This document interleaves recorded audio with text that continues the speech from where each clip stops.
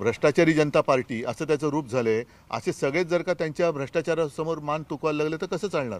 आज शेतकऱ्यांना मला काय गरज पडले फिरायची, पण शेतकऱ्याचा आवाज कोणीतरी उठवला पाहिजे. शेतकरी मगाशी तुम्ही आत्ता येताना बघितलं ना, ती एक ताई ते डोळ्यात पाणी होतं की मुलांच्या शिक्षणाचं आम्ही कशी फी भरू. मग मुलींना शिक्षण माफ अशी जाहीर केले, पण ते म्हणते माझ्या मुलीला फी भरायला लागते.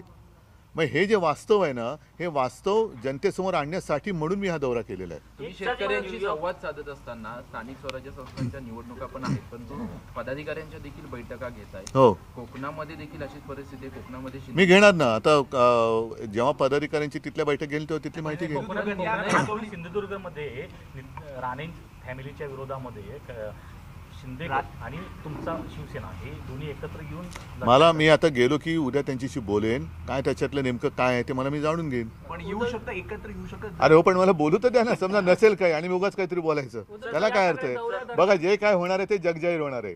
त्याच्यामुळे मला त्यांना भेटून नक्की काय आहे असं मी ऐकतो, तसं अशा बऱ्याच गोष्टी कानावर येत असतात. उद्धवजी, या सगळ्या दौऱ्यादरम्यान शक्तीपीठ जो मार्ग आहे त्याला देखील लोकांचा विरोध पाहायला मिळतोय. काय लोकांना शक्तीपीठ विषय मी परत वेगळा घेणार आहे. आत्ता ह्या दौऱ्याच्या मध्ये ती सुद्धा ठिकाणं आली आणि त्याच्यामध्ये तिथल्या शेतकऱ्यांनी माझ्याकडे तक्रारी केल्या आणि मी त्यांना पूर्ण पाठिंबा दिलेला आहे.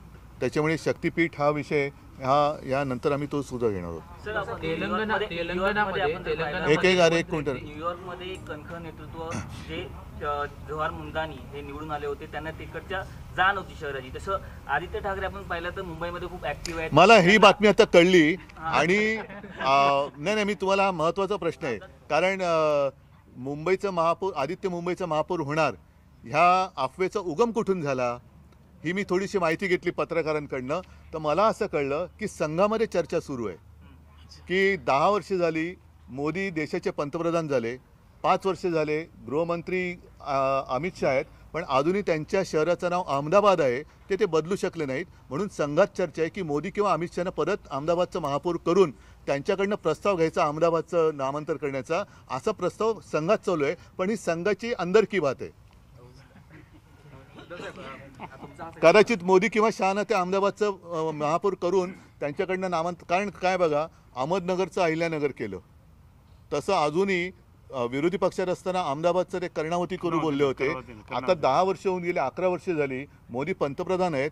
अहमदाबाद ही गुजरातची राजधानी, म्हणजे त्यांचं दोघांचं होमटाऊन, त्या होमटाऊनचं अजून नामांतर होत नाही आहे. त्याच्यामुळे अमित शहा किंवा मोदी यांना बहुतेक येत्या काही दिवसात ते महापौर करतील अहमदाबादचा.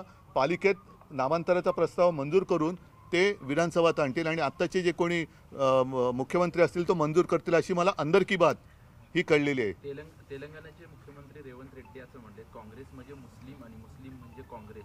या प्रकारे आरोग्य सेवेमध्ये